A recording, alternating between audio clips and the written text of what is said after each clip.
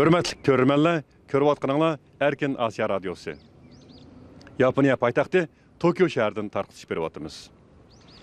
Bugün Dünya Uyghur Qurultayı, Yaponiya Parlamenti Uyghur Dostluq Korpusu, Yaponiya Uyghur Cemiyeti ve Xitayga qarşı Parlamentlar İttifaqının uyuşturuşidagi Xalqaro Uyghur Munbiri. Yani parlamentlar a'zolari yig'ini bugün resmi başlanış aldı turbatıdı. Bu yığının asaslı kısım başlanış aldı turbatıdı. Biz Yaponiya parlament binasının aldıda yığın hakkında tepsili malumat verivatımız. Yığın başlanğandan keyin davamlıq yığının tepsilatı diqqətinizdə болады. Dünyanın joy-joylaridan kelgan vakillar jam bo'lgan haybatlik yig'in zalida oldi bilan Yaponiyaning davlat marshi o'rindaldi.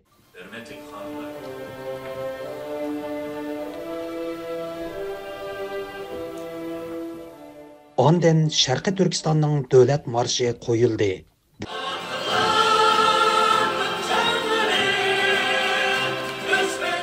Bu jarayonda yig'in ahli birdek o'rinlardan turishib hurmat bildirishdi.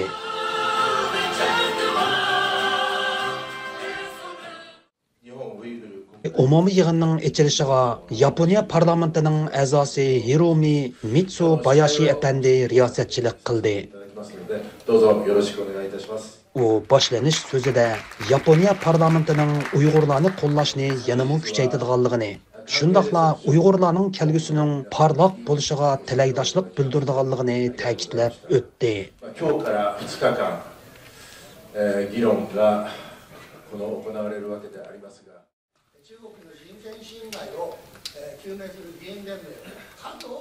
Tunji bo'lib Yaponiya parlamentining a'zosi Keiji Furuya apandi so'z qildi.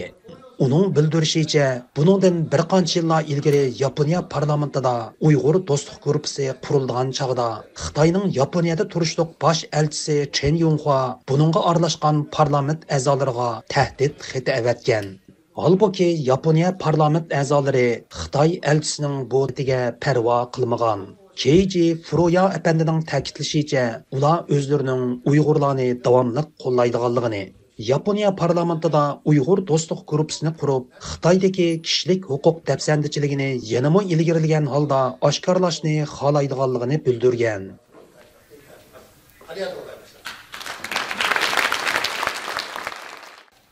This is the why we are here today. Dünya Uyghur Qurultayının raisi Dolqun Aysa apandi so'z qilib, Xalqaro Uyg'ur munbirining Yaponiya parlamentida rasmiy turda muvaffaqiyatli boshlanganligidan cho'nqur g'urur tuyganligini bildirdi. U xalqarodagi ko'plagan organlar, parlament a'zolari va shaxslarning yillardan buyon Uyg'urlar uchun ko'rsatgan xolis tirishchanligidan cho'nqur ta'sirlanganligi va madad olganligini ta'kidlab o'tdi. Lithuania, Taiwan and the European Parliament. Among our core values as Americans, whether at home or in our foreign policy, are the freedoms to worship, to assemble and to speak. Arqadan Amerikaning Yaponiyada turishliq elchixonasining muavin bosh elchisi Raymond Green apandi munolarni ta'kidladi. Amerika Qo'shma Shtatlari xalqaro diniy erkinlik sepidagi ittifoqdoshlari bilan bir safda turib, diniy osonlik guruhlar uchrayotgan zulmlar va ziyonkashliklarning oldini olish uchun tirishchanlik ko'rsatdi. Mana bu 2021-yili Amerika prezidenti Joe Bidenning nima uchun Uyg'ur majburiy emgagining oldini olish qonuniga imzo qo'yganligi, Xinjiangda majburiy emgak orqali ishlab chiqarilgan mahsulotlarning Amerika bozoriga kirishini cheklaganligi, shundaqla Xitoy hukumatining rayonda yurgizayotgan bostirishlarini irqiy qirg'inchilik va insoniyatga qarshi jinoyat deb qaraganligining sababidir.